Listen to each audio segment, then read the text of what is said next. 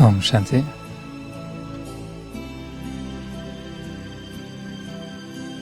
Quand on permet à l'esprit de s'emplir de silence,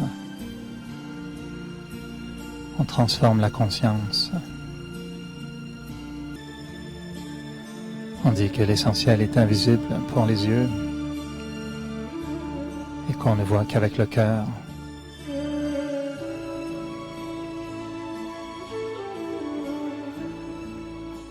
Le silence change le regard.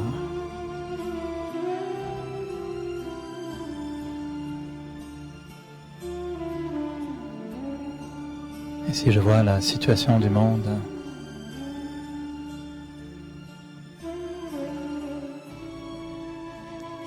en étant introverti,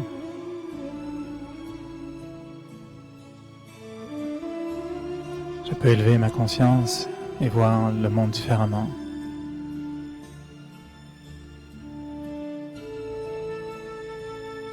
Le silence me permet de me détacher, de prendre un certain recul et d'ouvrir le troisième œil, l'œil de la sagesse. En silence, tout m'apparaît comme étant exactement comme ce doit être. Et j'accepte que tout ce qui est la conséquence du passé et que la vie se déroule exactement comme elle doit se dérouler. Et dans ma vie personnelle, je me dis que tout ce qui est arrivé exactement pour m'amener là où je suis aujourd'hui. Et je l'accepte.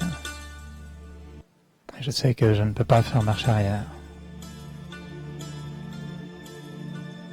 Je suis comme je suis. Et le monde est exactement comme il est. Et je l'accepte. Et seulement alors je sens la force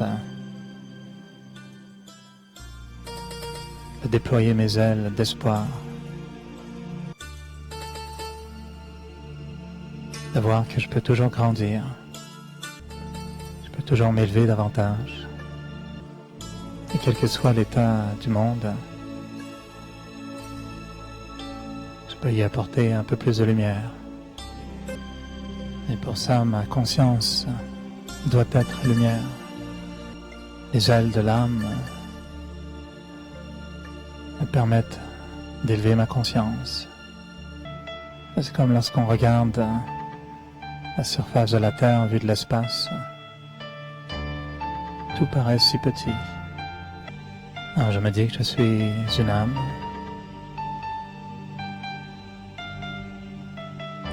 Un être de lumière qui anime le corps. Je suis cette conscience, cet être vivant qui apporte la vie dans ce corps. Et c'est moi l'âme qui agit à travers le corps, qui pense, qui regarde à travers le corps. Et c'est moi l'âme qui a une longue histoire, une histoire éternelle. Et je sais que l'âme voyage, qu'elle vient, qu'elle joue son rôle, et qu'un jour je devrais quitter ce corps. Et quand ma conscience regarde le début, le milieu, la fin, j'accepte mon histoire, le plaisir d'être là, de jouer mon rôle, de vivre ma vie, et de savoir qu'un jour, il faudra partir. Ces pensées me font voir ma vie différemment, et je laisse ce silence emporter mes pensées encore plus loin. Et je sais que dans ce silence se trouvent tous les secrets de la conscience, ma capacité de voir ce qui est essentiel, de ressentir ce qui est essentiel.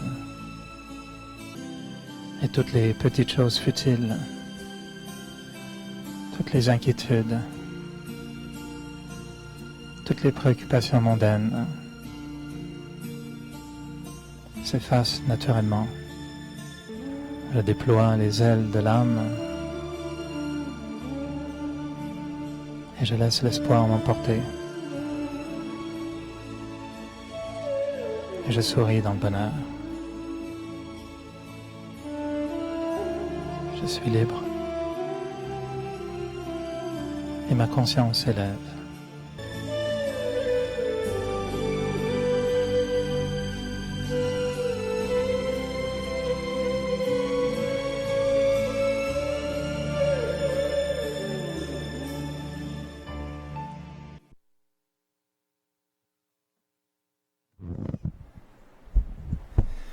Bonjour tout le monde, bienvenue, content de vous recevoir. Tout le monde va bien? Ouais. Avez-vous des monstres dans votre tête? Ce soir, on va parler d'un thème assez particulier qui est plutôt amusant. La notion d'apprivoiser ces monstres intérieurs. Avez-vous tous quelques monstres qu'on peut partager ce soir et apprivoiser?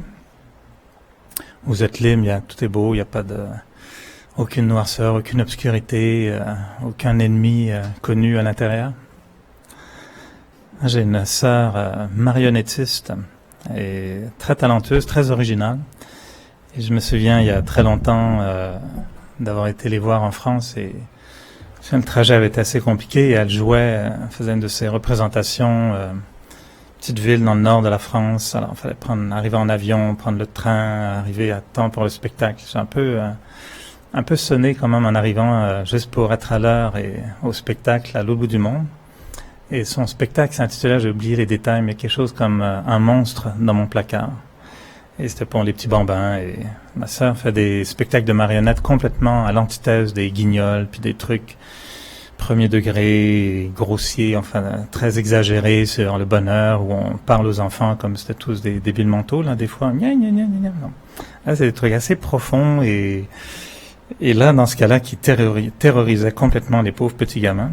Et le spectacle commence, c'est comme toujours, il y a beaucoup de fébrilité, t'as tous les petits jeunes qui sont là, puis tu sais, là, les lumières s'éteignent, puis là, ils sont déjà un petit peu insécures dans le noir, etc.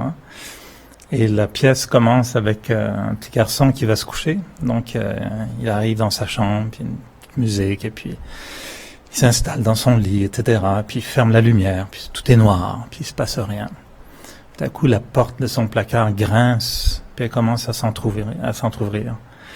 Puis là, déjà, tu commences à sentir les petits qui commencent à dire « Maman, j'ai peur !» Et puis ça commence, et là, d'un coup, là, la musique, les grincements, le vent, enfin, je me souviens plus, mais là, je me disais, ouais, là, elle va quand même en terroriser quelques-uns, là, c'est sûr que ça va hurler tout à l'heure. Et là, ça grince, puis là, il y a une espèce de gros monstre qui commence à sortir, tu sens qu'il y a quelque chose dans le placard, et là, t'as vraiment plusieurs petits qui vraiment réagissent en pleurs, et puis qui commencent à dire « Maman, je sais pas, il veut sortir » et tout. Puis je me disais, vite, fais quelque chose parce que tu vas en perdre quelques-uns là. Et tout à coup, le monstre sort du placard. Puis en fait, il a l'air tellement drôle et tellement sympathique que tous les jeunes sont désamorcés puis se mettent à rire parce je me souviens plus, je pense qu'il est jaune à pois gris ou gris à pois jaune comme ça. Puis une bouille en fait super sympathique comme ça. Et puis toute l'histoire, c'est le petit garçon qui en fait est terrorisé de ce monstre. Puis quand il voit que le monstre a pas l'air si méchant que ça va tout être un spectacle sur comment il va négocier une amitié avec ce monstre. Et puis le monstre finalement a plus peur du petit garçon que le petit garçon du monstre. Et ils vont s'apprivoiser, ils vont se parler, etc. Puis le spectacle se termine, c'est super mignon parce que finalement ils vont tous les deux se coucher dans le lit. Alors t'as le petit garçon, puis l'énorme monstre, puis il se tire un peu la couverture, etc. Puis il ferme la lumière. T'entends tout à coup la porte qui grince, comme ça. Puis là, tu vois une autre tête qui commence à sortir. Puis le petit garçon qui dit « Oh ben non, il n'y a plus de place dans mon lit, là. » Tu sais, on peut pas avoir un autre monstre qui sort. Et ce que je trouvais très mignon, c'est que le but du spectacle était évidemment de démystifier la notion de la peur de l'enfant par rapport au noir, de lui dire que faut pas avoir peur du noir nécessairement. S'il y a des monstres, ils sont peut-être très gentils, tes monstres. Tu peux les apprivoiser. Alors, j'aimerais vous raconter une belle histoire comme ça par rapport à nos monstres intérieurs, mais malheureusement, c'est pas ça le scénario du tout. Et nous, nos monstres intérieurs peuvent être ils sont beaucoup moins gentils et sympathiques que ce petit monstre de spectacle de marionnettes. La raison pour laquelle on prend ce thème un petit peu, puis je pense qu'il y en a qui viennent pour la première fois au centre, l'idée qu'on a, c'est que la méditation est en fait l'art de faire travailler nos pensées pour transformer la conscience. Et sur la base d'une autre conscience, on arrive à changer notre comportement et notre implication et notre impact dans le monde. Et souvent, ce qu'on voit, c'est que le monde est le reflet des gens qui l'habitent, bien sûr. Et donc, si la planète est en train de suffoquer en ce moment, ben, c'est pas arrivé comme ça. Il y a eu des raisons. Et si on a agi comme on a agi sur la planète, c'est qu'il y avait une certaine pensée derrière, motivée par une certaine conscience. Et les actions qu'on a posées viennent à la base d'une certaine pensée qu'on a entretenue. Ou l'absence de conscience, exactement, très souvent. Ou d'une mauvaise conscience. Et ce qu'on développe, c'est des pensées qui peuvent être très dangereuses parfois parce qu'elles créent des monstres. Et j'ai pas besoin de vous lire les journaux ou ce qui se passe dans l'actualité aujourd'hui. Il y en a qui créent des monstres à travers leurs pensées, à travers leurs paroles, à travers leurs actions. Et ça crée des conflits, puis ça lance convois, et ça crée des guerres mondiales, et ça crée des conflits internationaux, et ça crée des déchirements dans les sociétés. Et on a encore 30 ans plus tard des situations qui se répètent à Oka, dans l'Ouest, le pétrole, l'environnement, les États-Unis, enfin, vous connaissez l'actualité comme moi. Mais en fait, tout ça à la base vient de ce qui est arrivé dans l'esprit des individus. Gandhi était habité par d'autres types de pensées qui lui a permis d'agir d'une façon telle qu'il a laissé une marque incroyable en Inde. Nelson Mandela a eu cette capacité incroyable de transformer une prison en temple et de montrer ensuite la force du pardon et la réconciliation, la capacité de rebondir dans une situation extrême. Donc, quand les gens disent oui, c'est bien de parler de petits bobos que tu as au travail, mais quand tu es en prison pendant 20 ans, ben non, il y en a qui ont montré que peu importe les circonstances, tant que tu es en vie, tu peux ajouter quelque chose de fort dans la société. Mais ça doit venir d'une pensée qui est articulée à un point tel qu'elle est structurée dans une conscience puissante et que cette conscience soit à l'épreuve des influences extérieures, des situations extérieures, des individus et même de ses propres faiblesses intérieures. Alors on a, je pense, en nous des bonnes consciences, puis des consciences moins bonnes. Des fois, on a ce qu'en anglais ils disent ta conscience, ou des remords, on appelle ça en français des remords, la conscience qui nous mord à nouveau. On s'est mordu déjà dans une action, puis après on s'en remord encore, après parce qu'on s'en veut ou on a des remords. Donc la conscience mord. Et ce qui se passe par contre, c'est que souvent c'est nous qui avons créé tout ça. Et s'il y a une situation difficile, c'est vrai que la situation est difficile. Conflit de personnalité, agression physique, vol, quelqu'un rentre chez vous avec une arme puis il vole, c'est extrême. J'ai une amie qui vient d'avoir un accident de voiture causé par quelqu'un d'autre. Tu frôles la mort à cause de la faute d'un individu qui a fait une erreur, un texto au volant, alcool au volant, des erreurs qui peuvent causer la vie à quelqu'un. Et comment on gère tout ça? Ben, on a cette capacité de penser. Et là, on a tous une limite dans notre capacité à penser positif dans des situations extrêmement négatives. La méditation est un moment dans lequel on redonne du muscle à l'esprit pour lui proposer de créer des pensées puissantes, positives, peu importe les situations, afin qu'on arrive par cet exercice de pensée à générer une conscience qui, elle, va donner un sens à ce qu'on vit.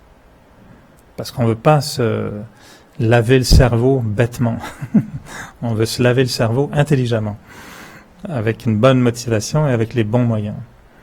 Et des fois, il faut se laver le cerveau, il faut se laver la conscience parce qu'elle est habitée par des mauvaises pensées. On a peut-être de bonnes raisons d'avoir des mauvaises pensées. Mais la haine, par exemple, va jamais nous faire du bien. Et la haine va nous détruire.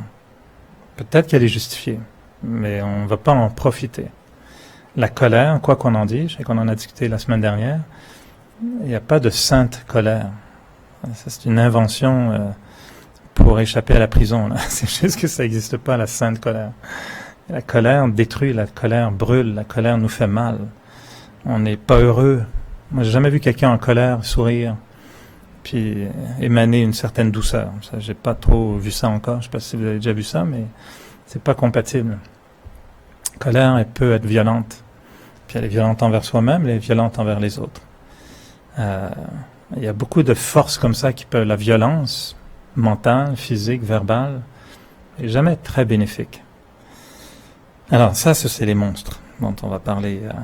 Et on va voir qu'on est tous habités par des réactions comme ça. Des fois, on aime tout le monde, mais est qu'on peut se détester soi-même. Il y en a qui se sont dit ça une fois. Ah, je me déteste, je m'haïs. C'est fort, on arrive à dire ça. On dit ça quand on est jeune. Moi, très jeune, j'avais des pensées épouvantables pour mes parents. Quand ils voulaient pas que je fume à 14 ans, je trouvais qu'ils avaient tort. Et je détestais mes parents pour m'empêcher de fumer. T'imagines, à 14 ans... Et là, à 14 ans, moi, je suis convaincu que c'est eux qui ont tort. Aujourd'hui, ma conscience est différente. Comme adulte, je veux dire, ben non, ma mère avait bien raison d'essayer de m'empêcher de fumer à 14 ans. Mais à 14 ans, ta conscience est à l'envers un petit peu, parfois. Puis si on dit qu'il faut rentrer avant minuit, ben là, t'as l'impression d'avoir une maman dictateur et contrôlante à minuit. Ben voyons. Ben oui, c'est bon. Il y a des...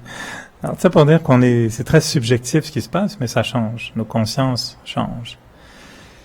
Et l'intérêt d'être capable de savoir ce qu'on vit intérieurement, c'est de savoir ce qu'on va vivre ultérieurement. On dit toujours, dis-moi ce à quoi tu penses, puis pas besoin de cartes ou d'astrologie. Ce que tu penses et ce que tu vis demain. La vie est la conséquence de nos pensées. Et souvent, c'est là où on s'en rend pas compte parce qu'on pense que nos pensées, c'est du vent, ça s'efface. On pense et puis, je suis tout seul à l'avoir entendu, personne l'a entendu, on peut pas m'accuser d'avoir pensé de travers, il n'y a pas de preuve, donc c'est bon. Je peux continuer à avoir des mauvaises pensées tant que je souris puis qu'on me dit ça va, oui ça va très bien, ouais, très bien. Mais les pensées continuent et on n'a pas fait le lien entre ce qu'on pense et ce qui va nous arriver demain. Puis après, il y a quelque chose qui nous arrive, puis on se dit, pourquoi ça m'arrive? Ah, ben, t'as déraillé dans tes pensées depuis 3 jours, mon ami. Ça fait 3 jours que tu manges des pensées toxiques, et là, après, on s'étonne d'avoir un mal de ventre spirituel. Ben non, c'est manger que des chips très grasses, des frites très grasses pendant 3 jours de suite, que ça, matin, midi et soir. J'ai jamais essayé, mais je peux vous prédire que après 3 jours de chips ou de frites très grasses, c'est un truc un peu lourd. Je trouvais ça un petit peu difficile à gérer. Non? Alors on mange des fois des frites spirituelles très grasses pendant 3 jours, puis après on s'étonne de pas être en forme, de pas avoir confiance, de pas trop savoir ce qu'on va faire dans la vie, puis on sait pas pourquoi, j'ai l'impression que les autres m'aiment pas, puis on a des doutes dans notre relation avec l'autre, puis on pense que l'autre m'aime pas. Ben oui, on a beaucoup de gras mental, et puis là, ça devient grave, puis après, ben là, on est dans des confusions mentales, puis on se demande comment ça s'est fait. Pour moi, quand j'ai commencé le Raja Yoga il y a très longtemps, ce que j'ai aimé, c'était cette combinaison des 2 mots, Raja et Yoga. Et j'aimais cette notion qu'on nous vendait le Raja. On nous vendait le but qui était le roi. Le Raja, ça veut dire roi. Vous connaissez peut-être le Rajasthan, la terre des rois. Les Maharajas en Inde, les grands rois. Et donc le Raja Yoga, quand j'ai vu ça, je me disais pourquoi ils appellent ça Raja Yoga?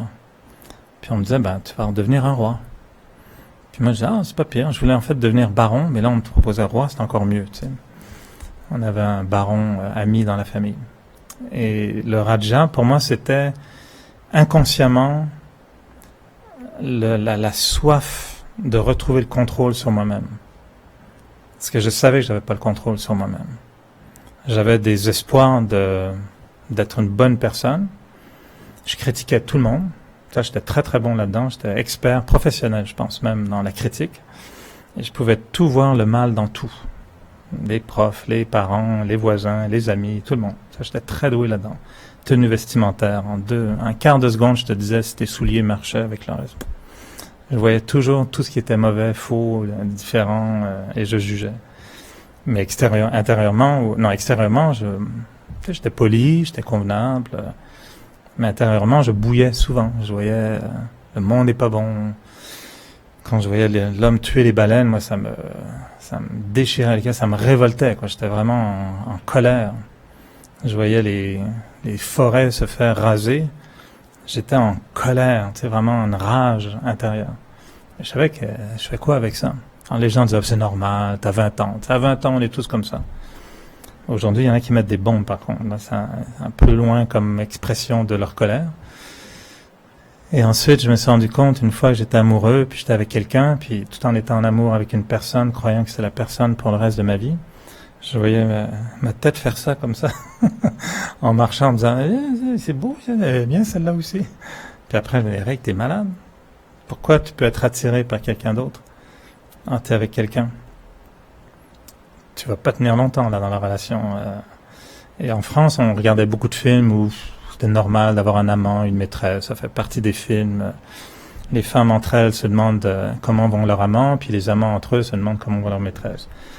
Ben, c'est malheureux, mais en France, c'était un peu normal, tu sais, c'était dans les mœurs. Moi, je me disais, c'est pas normal de faire ça. Tu sais, si je suis amoureux de quelqu'un, mais que je suis attiré par quelqu'un d'autre, alors qu'on n'est même pas encore en train de célébrer notre premier anniversaire d'amour, ouch.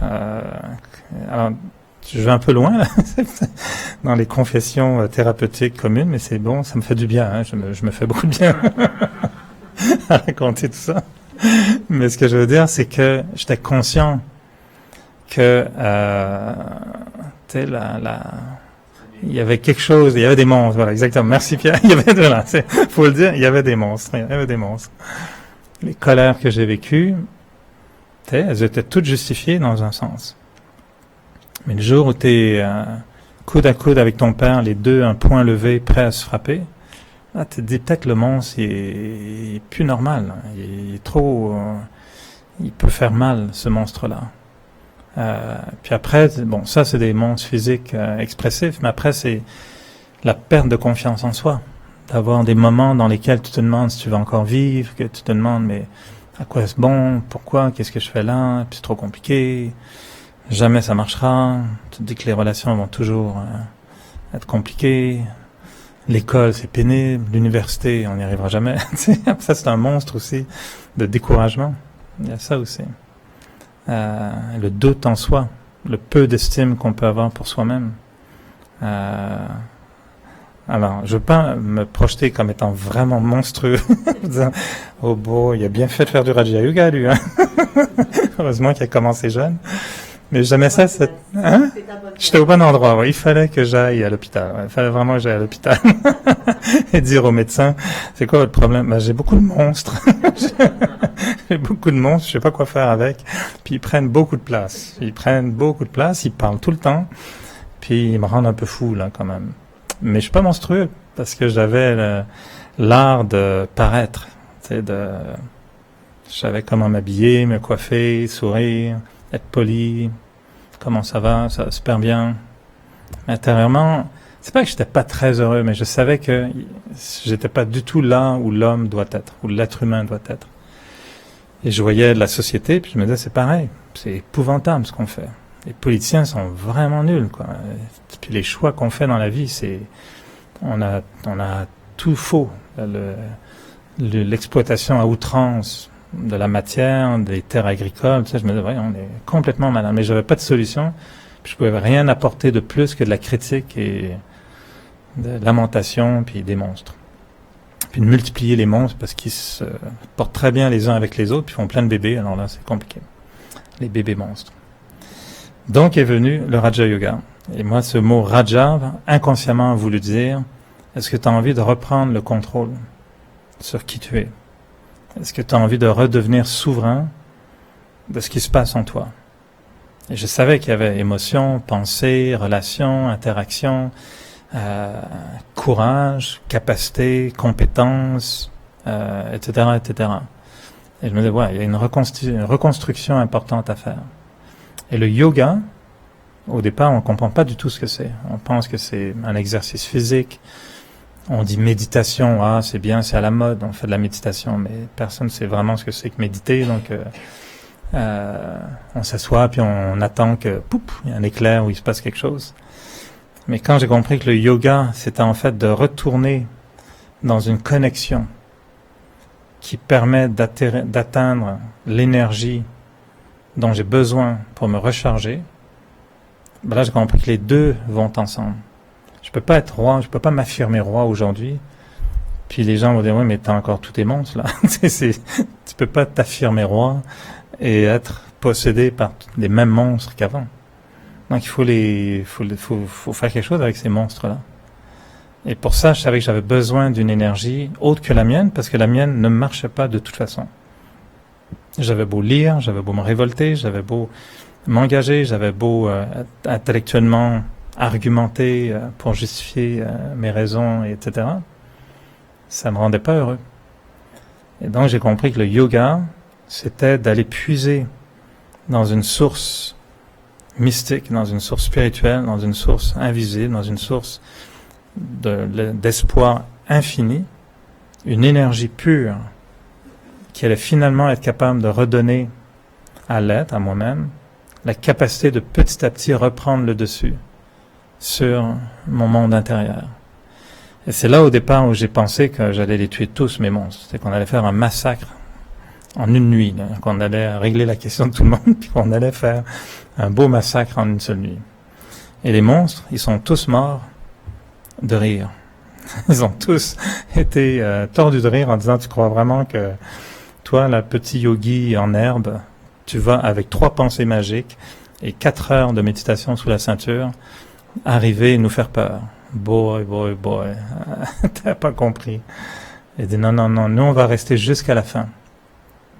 Parce qu'on est des monstres, mais on est tes enseignants aussi. Puis c'est nous qui allons t'obliger à devenir le héros. Et on dit souvent le héros, s'il n'y a pas un dragon à tuer, ben comment tu sais qu'il y a un héros, lui? Si le héros, il fait juste jouer aux dames toute la journée, à la blotte, puis faire du jello, puis à la fin, il dit, moi je suis un héros. Ah bon, t'as fait quoi? Ben je fais du jello. Ben non, ça marche pas. Si tu es un héros, faut que tu me fasses quelque chose d'héroïque. Donc faut que tu ailles, je sais pas moi, va tuer un dragon, ce serait une bonne preuve déjà de... Bon, c'est une métaphore. Hein. Mais c'est ça que ça fait les héros, non? Ça va tuer les dragons, puis ça va libérer la belle au bois dormant qui... Petit baiser, puis voilà, tout finit bien. Il n'y a plus de monstres. Alors, le héros en nous, le Raja qui doit se réveiller, ben avant d'être roi, il va être guerrier. Et là on nous dit, ben là t'es monstre, c'est ça ton vrai problème. Puis c'est pas ton père, c'est pas le premier ministre, c'est pas l'autre pays, c'est pas l'environnement, c'est pas ton voisin, c'est pas ta blonde, c'est pas les bibites, c'est pas la température. Tes monstres sont tous à l'intérieur. Puis si tu veux vraiment les vaincre, ben là il faudra que tu comprennes comment gérer le fait d'être possédé par quelques monstres. Alors j'ai tout essayé. Le poison, la noyade, l'étouffement, les brûlés, ils reviennent toujours. Tu dis, bah ouais, ils meurent pas ces monstres-là. On essaye de les tuer, de les éliminer, puis ils reviennent sous une forme, sous une autre. Ils sont souvent là encore une fois. Puis un jour, on m'a dit, ton monstre, faut que tu l'embrasses. Alors, vous connaissez l'histoire. La belle et la bête. Tout le monde a peur des monstres, sauf elle. Et un jour, elle a décidé de l'apprivoiser. Puis elle décide que finalement, la seule façon, peut-être même pas conscient, son approche, au lieu de lutter, d'être jugé, de juger le monstre, en fait, elle commence à voir quelque chose de beau dans ce monstre. Et là, vous connaissez l'histoire, hein? Puis après, elle va finalement, au lieu que ce soit le prince qui embrasse la princesse, puis la princesse se réveille, là, c'est la princesse qui embrasse le monstre, qui se transforme en magnifique prince. Il y a une autre version avec le crapaud, non? Aussi, ça, c'est dégueulasse. Mais bon, La Belle et la Bête, c'est pas mal non plus. Et moi, j'avais un ami qui m'avait dit, tu sais, le crapaud, c'est ça, tu l'embrasses, là, puis s'il se transforme pas en prince, tu essaies une deuxième fois. Puis après, s'il se transforme pas en prince, tu l'embrasses une troisième fois. Puis ça marche toujours pas, tu le prends, tu le lances contre le mur, puis tu vas voir, là, il va se transformer en prince. Et des fois, il faut être un peu brusque avec ces monstres pour les provoquer hors d'eux-mêmes, afin qu'ils se transforment. Et moi, j'ai découvert que des monstres en moi, j'avais le choix. Il y en avait pas mal et j'avais vraiment l'emploi du choix, l'embarras du choix pour me dire, bon, lesquels on va commencer à apprivoiser. Et l'approche dans le fait d'apprivoiser ces monstres ou de les embrasser, c'est d'abord de comprendre que le monstre que j'ai est celui qui va m'apprendre ma spécialité première.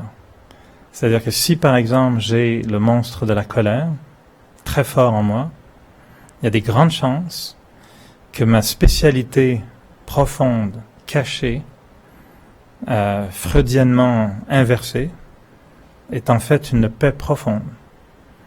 Et que si j'arrive à dompter ce monstre de la colère, je vais en fait développer ma spécialité, qui est la paix.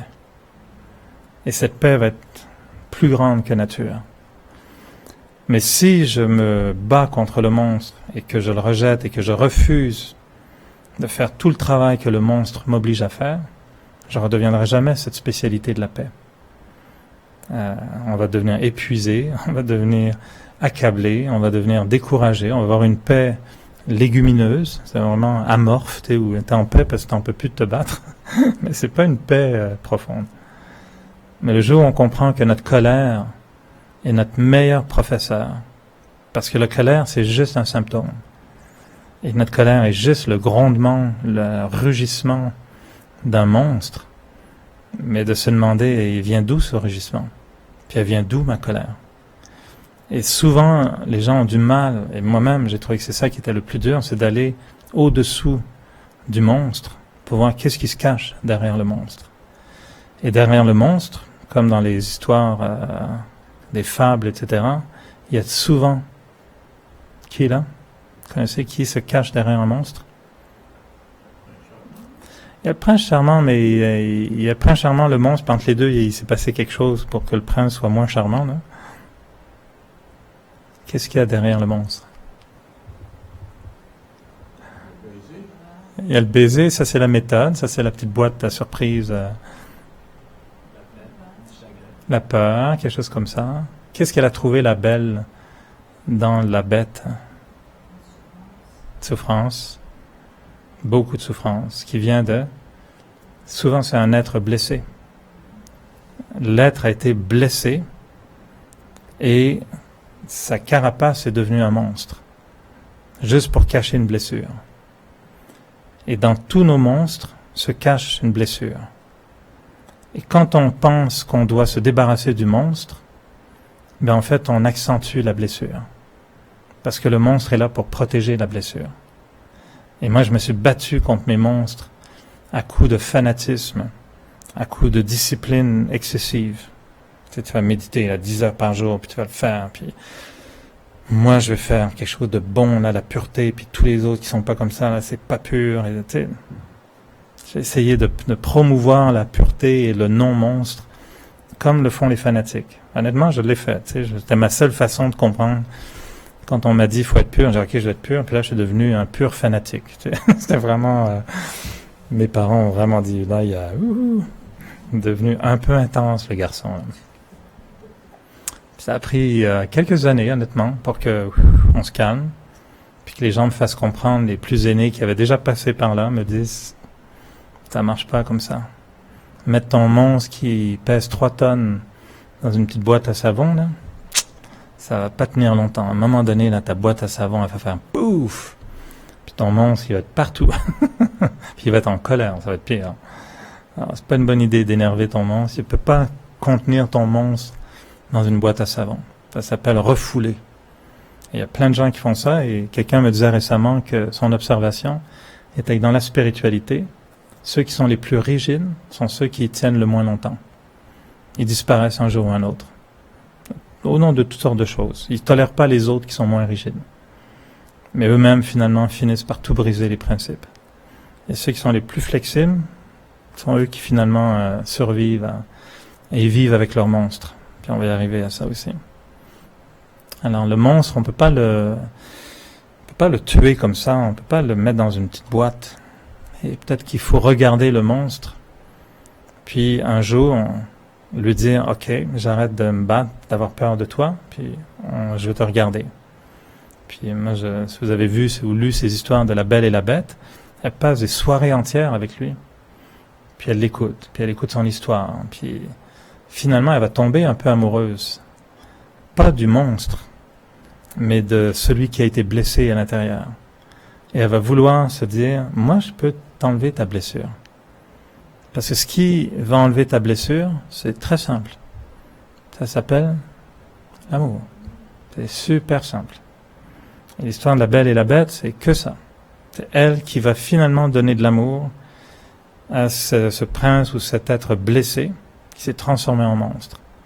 Et plus il était monstrueux, moins il recevait d'amour, et donc plus il devenait monstrueux encore.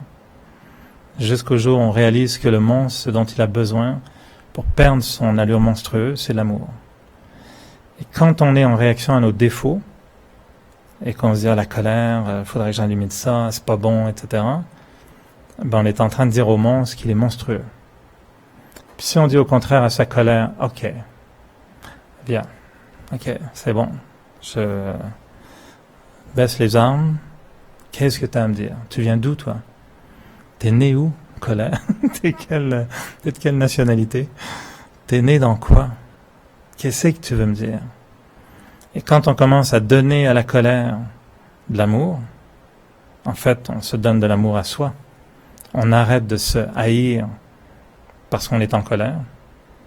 On arrête de se haïr parce qu'on est dans les désirs, puis dans la volonté de posséder, de consommer, etc. On arrête de se haïr parce que on est dans le jugement des autres, etc.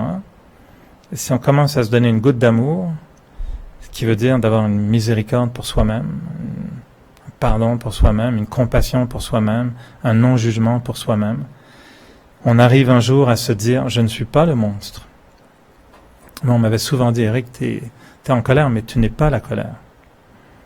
Tous ces vices que tu vois, tu n'es pas ces vices. Et donc, il faut que tu commences à affirmer qui tu es. Et aimer qui tu es. Et donc, si on est en colère, un jour, on va se dire, OK, ça c'est le rugissement d'un lion qui est blessé, et moi je suis la paix. Et cette colère va commencer à se transformer, parce qu'on commence à se dire à soi des bonnes choses. Je suis la paix. Au lieu de se dire, je ne suis pas en colère, je ne veux pas être en colère, je ne dois pas être en colère. C'est subtil, mais c'est plus la même pensée. C'est comme quelqu'un qui tousse à l'hôpital, puis l'infirmière viendrait, puis elle tousse. Oh là, elle tousse plus. Elle est guérie.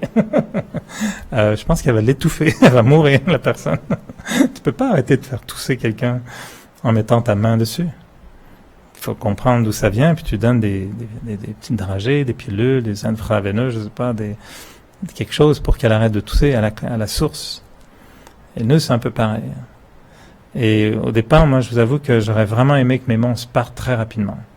Puis quand on m'a dit, tu vas les apprivoiser, tu vas les aimer, je dis, OK, bon, faire ça 2 semaines, là, puis après, il fout le camp.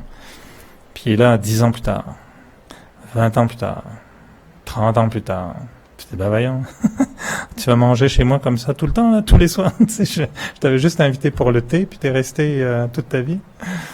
Alors on a dit qu'en fait, après apprivoiser son monstre, c'est de comprendre que c'est du très long terme, ce qu'on va devoir négocier avec ça.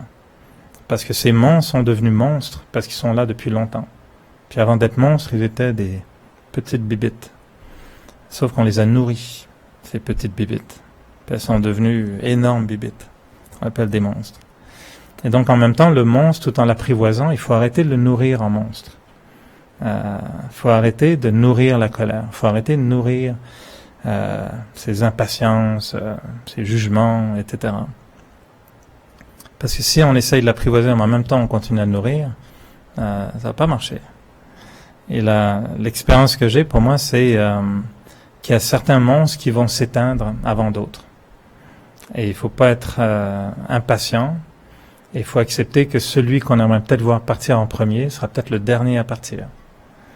Mais accepter qu'avant qu'il parte, il y en a d'autres qui sont en train de partir. Et moi, une de nos aînés nous avait dit une fois, elle m'a dit, Eric, tu sais, ouais, c'est décourageant parce que là, il y en a un qui t'irrite en particulier. T'as un petit monstre en toi, là, puis il t'irrite parce qu'il est visible et tu sais qu'il t'éloigne de l'image que tu as de ta perfection. Mais tu te concentres que sur celui-là. Elle dit, mais sans t'en rendre compte, pense à tous ceux qui ont disparu déjà. Et une fois, moi, j'avais osé dire à Daddy Janky, qui est notre dirigeante, là, qui a 103 ans, et je la reconduisais à l'aéroport, elle était venue nous voir à Edmonton, puis après, j'ai osé, elle a un bon sens de l'humour quand même, puis moi, j'aime bien la taquiner un petit peu à ce sens-là, puis je lui disais, Daddy, puis je me souviens pas à l'époque, j'étais dans l'Ouest, donc ça devait faire, je sais pas, peut-être 10-15 ans que je faisais du Raja Yoga, puis je lui dis, Daddy, le Raja Yoga, ça marche pas vraiment, hein. Parce que moi, il y a des trucs, j'arrive pas à les changer. Tu sais, je suis comme avant finalement. Puis Daddy était très drôle parce que c'est toute petite. Alors quand t'es assis derrière, tu sais pas que t'as une Daddy devant parce que elle est quelque part dans le siège là, toute petite. Et là, j'ai eu la petite tête sortir. On l'appelle souvent Yoda. Elle est notre Jedi spirituel, toute petite. Puis là, il y a la tête qui est sortie. Je me souviens du siège de devant. Et puis là, elle s'est mise à me regarder, puis une dame traduisait à côté. Puis elle a dit comme ça, elle a dit, tu sais, Daddy se souvient très bien comment tu étais quand tu es venu au Raja Yoga au départ. Puis elle se voit très bien comment tu es devenu maintenant. Veux-tu qu'elle te dise comment tu étais avant? Et le fait qu'elle m'ait sorti ça comme ça, je dis non, ça va, j'ai pas besoin de dessin. Je tiens pas à savoir. Mes sœurs me l'ont assez dit.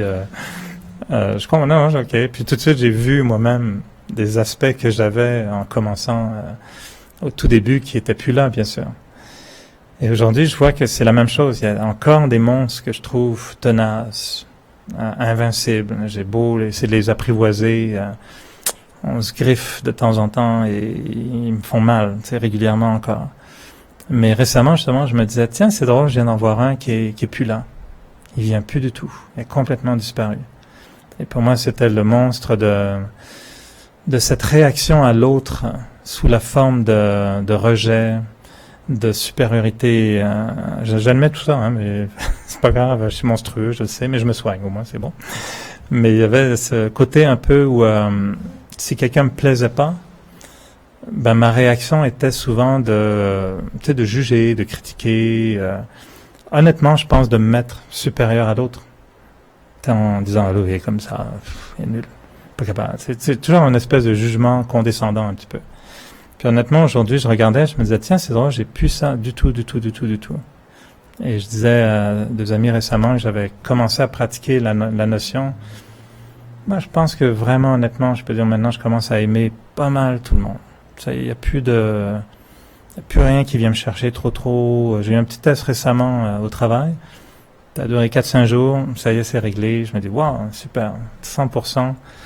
Et là, je me rends compte qu'il y a un certain monstre qui était très gênant dans mes relations avec l'autre, qui était toujours un obstacle à l'amour. Je parle pas d'amour charnel, romantique, un amour spirituel, un amour de bienveillance, un amour de gentillesse, un amour d'écoute par rapport à l'autre, d'acceptation de l'autre, tu sais, des formes d'amour de base qu'on devrait tous avoir. Et là, je me rends compte qu'aujourd'hui, j'ai ce monstre qui me griffe sans arrêt, mais sans m'en rendre compte, celui-là, il est parti. Et là, je me demandais, il y en a combien d'autres comme ça de partis? Et je vois qu'il y en a quand même quelques-uns qui sont partis. Bon, les mauvaises langues me diront, c'est juste tu deviens vieux, Eric, t'inquiète pas, tout le monde, c'est comme ça avec l'âge. Je pense pas. Je pense qu'il y a des gens qui vieillissent de façon assez aigrie et et amer aussi. Et je me rends compte que le monstre qui est parti dans cette distorsion de la relation avec l'autre, il est parti parce que on s'est beaucoup parlé. On a beaucoup examiné d'où il venait, pourquoi il était là, et qu'est-ce qu'il devait m'enseigner. Et il m'a enseigné non pas d'aimer, mais il m'a enseigné à renégocier mon ego, je dirais, parce que j'ai encore de l'ego, mais il m'a fait comment on appelle ça, il m'a amputé certaines parties de l'ego. Ça a été dur comme opération, là. Une opération à ego ouvert, là, c'est pire qu'à cœur ouvert. Alors, tu fais des triples bypass d'ego, ça fait mal, hein, ça frappe quand même. Et je pense que ça a été ça, la leçon n'a pas été une leçon comment aimer. La leçon a été une leçon de comment taire l'ego devant l'autre. Et l'amour vient tout seul après. T'as pas essayé d'aimer. Donc dans ce sens-là, il y avait cette espèce de monstre qui est parti.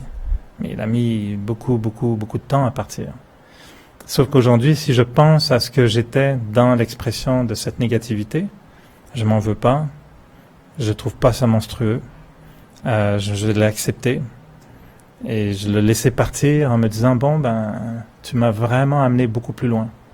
C'est comme si je voyais ce monstre partir qui se retournait puis qui me dit ciao, hein, j'étais très content de te posséder là, mais bon je te laisse, bonne chance. T'en as d'autres là qui vont t'occuper encore pour un petit moment. Et donc il y a d'autres monstres qui, je retourne les voir, je dis bon vous là, toujours là, qu'est-ce qu'on se dit alors, comment on va négocier? Et ma compréhension c'est que tant qu'un monstre est là, c'est que j'ai pas appris ma leçon encore.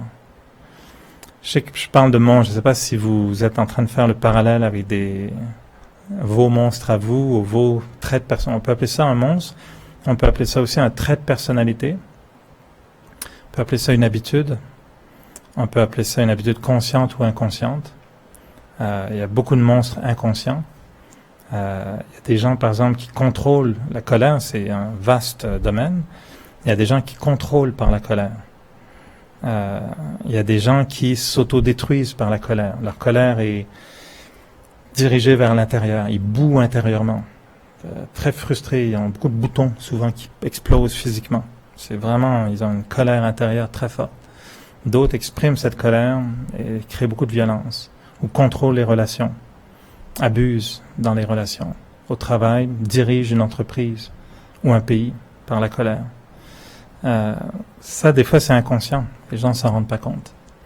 Moi, j'ai souvent dit, quand quelqu'un m'avait dit une fois, tu veux toujours avoir le dernier mot, j'avais jamais pensé à ça. Et après, de s'observer pendant des années à toujours vouloir avoir le dernier mot, tu dis, hey, c'est bizarre comme attitude ou comme habitude. Mais tant qu'on me l'a pas fait remarquer, je l'avais jamais remarqué. Alors, il y a des bonnes habitudes qu'on nous souligne, puis on a des mauvaises habitudes que les gens nous pointent du doigt. Puis quand tu le vois, c'est pas parce qu'on le voit qu'on l'enlève tout de suite. Ça prend très très longtemps des fois. On peut appeler ça des habitudes, des mauvaises habitudes bien sûr. Des fois c'est des questions de valeurs. Des gens vont avoir des monstres qui sont en fait des valeurs. Ils vont dire par exemple, moi je peux pas tolérer ça, c'est contre mes valeurs. Donc je justifie une attitude très agressive parce que je tolère pas ça. Ok. Jusqu'au jour où on va identifier ça comme un monstre, parce que ce monstre nous rend malheureux. Et on se rend compte qu'on tolère pas ça, mais en fait ça arrive tout le temps, puis ça cause souvent des souffrances. Alors, ça peut être des habitudes, des valeurs, ce qu'on appelle des attitudes comportementales. On appelle ça des sanskara, des traits de personnalité. Alors chacun a ses monstres. Il y en a qui ont des monstres alimentaires, qui les consomment par l'alimentation, des monstres de drogue, qui aussi consomment l'individu, puis ça devient un enjeu très difficile à gérer. Des gens qui ont des monstres sexuels, très difficiles à gérer. Alors il y en a des monstres, hein, si vous voulez la liste, c'est disponible sûrement quelque part sur le net. Est-ce que ça correspond à votre cirque intérieur avec votre fouet en disant bon, ok, je suis prêt pour essayer de dompter, de maîtriser, d'apprivoiser mes monstres? L'idée, c'est d'être avec des yeux perspicaces et de voir les choses autrement. Et de ne pas voir la colère juste comme la colère, l'avidité juste comme l'avidité, la luxure juste comme la luxure, ou l'ego juste comme de l'ego. Mais de voir ce qu'ils essayent de nous dire. Et pour moi, la notion finale, c'est que à quoi je ressemble quand tous mes monstres auront été domptés et apprivoisés. Et c'est là où le Raja va finalement pouvoir dire, bon, ok, maintenant tu m'as libéré le terrain, tu m'as préparé, et mon guerrier intérieur, celui qui aura dompté les monstres, va pouvoir finalement revêtir les habits du Raja. Le roi aura mérité son royaume parce qu'il aura dit, j'ai gagné ce royaume. Je me suis battu pour, j'ai éliminé l'ennemi et maintenant je peux protéger les valeurs positives, ma paix, ma pureté, mon humilité, ma tolérance, ma douceur, ma gentillesse, ma compassion. Ce sont les habitants du royaume du Raja. Toutes les valeurs positives. Et on peut à ce moment-là leur dire, comptez sur moi, je suis votre roi. Ça vous va? Vous êtes prêts pour ça? Ce soir, on déclare les royaumes ouverts. Alors, je souhaite une bonne soirée avec vos monstres. Parlez-leur et faites un meeting. Moi, j'ai fait ça, c'est très très bien. Vous appelez tous vos monstres pour un petit meeting. Puis là, vous dites, ok, j'arrête de me battre, je veux savoir qui vous êtes. Puis là, vous leur donnez des noms. Je pense qu'on l'avait fait à un moment donné, on avait fait un exercice où on met sur une feuille de papier différents traits de personnalité qui nous habitent fortement. Et on l'identifie. Et je vous laisse là-dessus. Moi, j'en avais identifié un, juste pour montrer qu'il y a des monstres qui sont moins faciles à identifier. Et moi, j'en avais identifié un qui s'appelait le petit frère abandonné. Et je me rendais compte que, vu que j'avais été un petit frère souvent dans ma famille, j'avais eu un exemple qui m'avait beaucoup marqué. Et j'espère que ma sœur écoute pas les conférences. Mais ma sœur avait le droit de sortir le soir à condition d'amener son petit frère. Ça s'appelle un chaperon. Hein? Tu tiens la bougie, c'est ça qu'on dit? Et ma maman savait que ma sœur était très mignonne, puis qu'elle avait des copains plus âgés qu'elle, mais que si Eric était là, ben au moins elle pourrait demander à Eric, qu'est-ce qu'elle a fait hier soir, ta sœur? Et puis donc j'étais le chaperon, puis il fallait aller au party avec ma sœur. Et je m'ennuyais à mourir, moi, dans ces parties. Ils avaient tous 50 ans de plus que moi. Tu sais, quand je sais pas quel âge j'avais 12 ans, puis les autres en ont 15. Ils sont vieux, tu sais, tu multiplies par 10 les écarts d'âge. Et je me souviens, une fois, j'étais dans un party, je me souviens très bien, j'avais du jus d'orange, je sais pas trop quoi, je s'en ai pas. Puis j'étais vraiment, tu sais, piteux dans mon petit coin. Puis quelqu'un m'a dit, ben, t'es encore là? Je dis, ben oui. Je dis, ben, comment ça se fait? Je dis, ben, j'attends ma sœur. Ah, mais ta sœur, elle est partie depuis longtemps. Je dis, what? Je dis, ma sœur est partie depuis longtemps. Je dis, elle m'a oublié. Et là, elle m'avait oublié. Et elle est rentrée avec son copain, blablabla, elle fait la fête, je sais pas quoi, puis elle a dû se dire, en arrivant à la maison, flûte, c'est pas que j'ai mes clés, j'ai pas mon petit frère. Flûte, j'ai pas mon petit frère. Alors, il a fallu qu'elle revienne, ce qui était tout un trajet. Puis il a fallu qu'elle revienne me chercher. Puis moi, j'étais comme vraiment, tu sais, comme dans les films, là, le petit garçon oublié par ses parents à la garderie, puis il attend la maman qui a oublié le petit garçon. Puis ma sœur est là, flûte, j'ai oublié, puis ça l'ennuyait profondément de devoir revenir chercher son petit frère pour le ramener, pour montrer à la maman que voilà. Et ça comme Freud a été très content ce jour-là, il s'est dit là, lui, ça va marquer l'imaginaire de ce garçon, tu vas voir, abandonné par sa sœur. Et après, pour consolider le tout, ma grande sœur et mon grand frère m'ont fait un très bon coup. Et ils m'ont bandé les yeux en Bretagne, et à l'époque, vivaient dans un lieu qui s'appelle le bout de la terre. Ça s'appelle comme ça, Pénalan, le bout de la terre. Et le bout de la terre, c'est très très épeurant pour les petits garçons et les petites filles. Ils m'ont bandé les yeux, ils m'ont emmené à vélo, puis on dit on a une cabane secrète, etc. Mais tu dois pas connaître le chemin. On fait des trucs fous quand on est jeune. Puis là, t'es à vélo, tu vois rien du tout. T'as pas le droit de regarder. Puis là, ils m'amènent dans la forêt, en fait, dans la cabane secrète. Puis ils m'attachent comme ça. Puis évidemment, ils disparaissent. Et là, ils foutent le camp. Puis là, t'es tout seul attaché, les yeux bandés. Puis là, t'entends juste des bruits de forêt. Écoute, les monstres, là, ils sont vivants, ils sont partout. Le moindrement, une branche craque, tu dis, c'est toi? Alors là, j'appelais mon frère, mes sœurs. Vous êtes là? Écoute, je pense que j'ai dû brailler comme un fou, là. Tu es en train de me dire, je vais mourir. Là, t'essayes de te défaire. Puis là, tu te rends compte qu'ils t'ont abandonné, tu sais, que t'es tout seul. Alors, 2 cas comme ça, définitivement, 20 ans plus tard, le gars il est en thérapie profonde. Je me suis abandonné tout le temps par ma patronne, par ma voisine. J'exagère, hein, c'est vraiment des trucs de jeunesse. Mais quand j'ai fait une espèce de visualisation avec tous mes monstres sur scène, il y en a un qui est apparu, puis il était mis à côté de la scène. Puis j'ai dit à ce monstre-là, ben, qu'est-ce qui t'arrive? T'es qui, toi? Puis de moment, je suis le petit frère abandonné.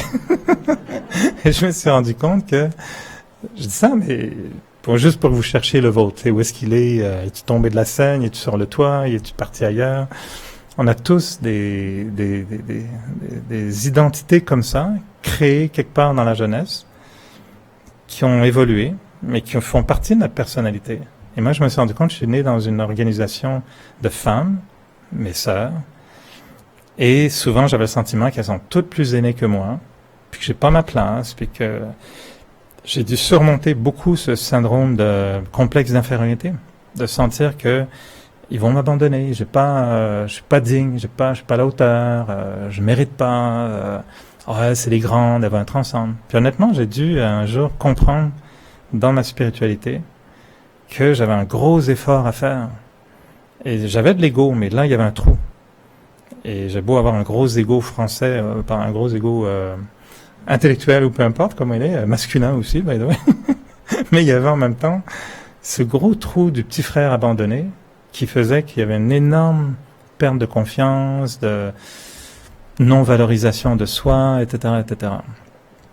Et ça a été pour moi ce monstre, qui est pas un monstre violent. Les monstres sont pas tous violents, ils sont au contraire, il y a des monstres durs et peurants et violents, il y a des monstres qui sont vidants, qui nous siphonnent, puis qui nous rendent comme une galette, puis après, voilà, je t'ai bien eu. Hein. Et le monstre a eu son effet, mais pas de façon monstrueuse. Et là, pour moi, ça a été un gros travail. Puis il est parti, ce monstre, depuis longtemps aussi. Mais il se manifestait, par exemple, quand je devais parler en public. J'étais incapable de le faire, je ne pouvais pas avaler. Honnêtement, j'étais là, tout nerveux, je suais. Puis un jour, je me disais, pourquoi j'arrive pas à prendre la parole? Pourquoi je peux pas m'exprimer? Et c'était ce petit frère abandonné qui avait peur, qui était, je suis pas digne. C'est pour ça qu'ils m'ont laissé. Bon, si ma sœur m'écoute, t'inquiète pas, je t'en veux pas du tout. C'était très bon. Ça m'a appris plein de choses, tout ça. Mais pour juste confirmer l'idée que le monstre est là pour nous apprendre quelque chose. Et il m'a pris plusieurs années pour finalement être capable aujourd'hui de me sentir, par rapport à ça, très bien. Alors, je vous laisse avec vos monstres. Bonne chance, amusez-vous bien. On offre du service après-vente. Donc, si vous voulez avoir des conseils sur des monstres en particulier, ça me fait plaisir de vous en parler. Et puis, on peut... à moins que vous ayez des questions, je sais qu'il y en a qui viennent pour la première fois. J'ai toujours à la blague, j'espère que ce ne sera pas la dernière fois. Ça change, hein, le thème, tous les mercredis, c'est différent. Puis, après quelques semaines, il faut vraiment un break. Puis, Anne-Christelle sera avec vous dans quelques semaines. Donc, on équilibre un peu les propos le mercredi soir. Mais comme je disais au début, le but, c'est simplement de nous provoquer à réfléchir. Et ensuite, chacun dans ses méditations peut se regarder soi-même, puis c'est bon, ok, qu'est-ce que je vais faire avec tout ça? Et le but, c'est de se dire à chacun, ben, si on a des monstres, est-ce qu'on peut s'améliorer? Est-ce qu'on peut traverser cette période dans laquelle on doit apprivoiser, dompter certains monstres, puis se transformer, puis grandir, puis gagner son statut de Raja au bout du chemin. Alors, c'est ça l'invitation qu'on fait à travers la spiritualité. Et les méditations, ben, on va vous aider aussi à guider l'esprit pour structurer cette conscience et être capable ensuite de regarder son monstre et de dire, ok, là, je suis prêt à te parler. On fait quelque chose. Ça va, ou j'entends? Attends, on va te donner le micro, comme ça, les 3 millions de personnes qui nous écoutent en ligne vont t'entendre, elles vont applaudir, elles vont commenter en ligne ensuite. Tu sais, tantôt, tu as dit une phrase du genre on m'a dit que j'étais pas mes monstres. Donc, il y a comme eu un détachement. Que tu n'étais pas tes monstres. Ouais. Donc, il y a eu un détachement par rapport à ces traits de personnalité-là. Et ça m'est arrivé souvent de proposer ça aussi aux gens que je rencontrais, tu sais, d'avoir cette conscience que t'étais pas ton comportement, t'étais pas ton trait de personnalité. Puis on dirait que la peur qui grimpe des fois, c'est ben si je suis plus tout ça, à quoi je m'attache depuis tant d'années, qui je suis, tu sais. Puis ton expérience à toi, c'est-tu, quand tu te détaches de ces traits de personnalité-là, est-ce qu'il se révèle automatiquement une personnalité plus pure ou il y a plutôt une espèce de vide et là une recherche à faire, tu sais? Écoute, pour moi, honnêtement, ils se manifestent toujours dans leur inverse. Et ce que je vois souvent, c'est que cet être blessé qui est devenu un monstre, quand il est plus blessé et qu'il devient entier, ben, il devient l'inverse du monstre. Et dans chaque cas, pour moi, le Raja, c'est celui qui a gagné toutes ses médailles. En fait, se débarrasser du monstre, c'est de lui redonner sa force opposée. Et quand il a sa force opposée, le monstre n'a plus besoin d'être. Et il est remplacé par son opposé, qui est une force très belle, très noble, toujours positive, et qui nous emplit. Donc, il n'y a pas, moi, j'ai jamais eu cette peur qu'en n'étant pas mes monstres, je devienne personne. Je savais qu'en quittant un monstre, c'est le Raja qui allait naître. Et c'est lui que j'invoquais. C'est lui que j'avais envie de voir en moi. Vas-y. Est-ce que tu avais cette vision-là parce que tu avais conscience que le Raja Yoga existait? Supposons que quelqu'un n'a pas ne sait pas que le Raja Yoga existe, puis tu lui dis ça, il va.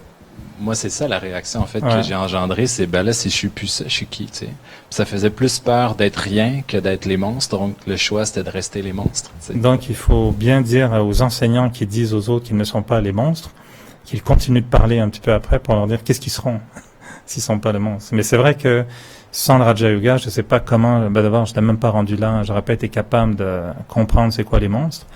Mais c'est vrai que le Raja Yoga m'a donné un plan de match très complet, très élaboré, quoi. Il y avait toutes les options. Voilà ce que tu fais avec ton monstre, puis voilà ce qui se passe après. Puis finalement, voilà comment tu vas terminer ton chemin. Il y avait un but. Je pense que le mot qui est important dans ce sens-là, c'est quoi mon but, c'est quoi mon objectif. Si le but et l'objectif sont clairs, ben là, on comprend qu'est-ce qui va se passer dans le processus. C'est pour ça que les gens, quand ils nous disent, ouais, mais peut-être qu'on va se faire laver le cerveau ici, je dis, ben, mais c'est très bien. C'est très bien de faire vous laver. Vous avez tous besoin d'un vrai lavage de cerveau, mais un sérieux, là. Mais un intelligent, quoi. Mais il faut savoir ce qui se passe quand tu as le cerveau lavé, parce que les gens ont peur d'être un légume. On dit, non, tu ne seras pas un légume, tu vas être une fleur. C'est beaucoup mieux qu'un légume. Tu vas être une fleur, tu vas être épanoui, tu vas avoir un parfum, tu vas être belle, beau, tu vas avoir un... Non, légume, c'est sûr que si tu dis à quelqu'un tu vas devenir une courgette, pas intéressant. Je me suis dit, tu vas devenir un lotus. Ah, le lotus, je veux bien. Je plaisante, mais qu'est-ce que je veux devenir? C'est quoi mon but? Non. Sinon, c'est très dangereux. Ça devient juste du refoulement et de l'abstinence. Moi, j'ai jamais aimé ce mot, l'abstinence. C'est pas de s'abstenir de quelque chose. Ça, c'est du refoulement. C'est de l'épanouissement. L'inverse, c'est s'épanouir. Moi, je veux pas m'abstenir. Je veux m'épanouir. C'est ça le but. Alors, on médite 15 secondes. On fait des méditations express, nous, vraiment très très condensées pour conclure. Très simplement, on peut détendre le corps, prendre le temps de bien respirer. On dirige naturellement toute notre attention au centre du front, puisque c'est là que siège la conscience.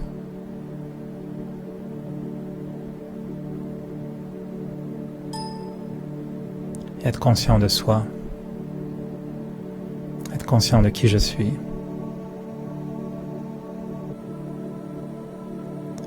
Et la spiritualité nous redéfinit en tant qu'âme et non pas en tant que corps. Être conscient que l'âme vit dans le corps.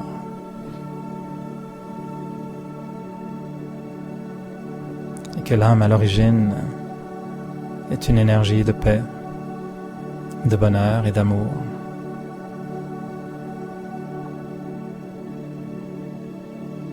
Et je laisse cette pensée en moi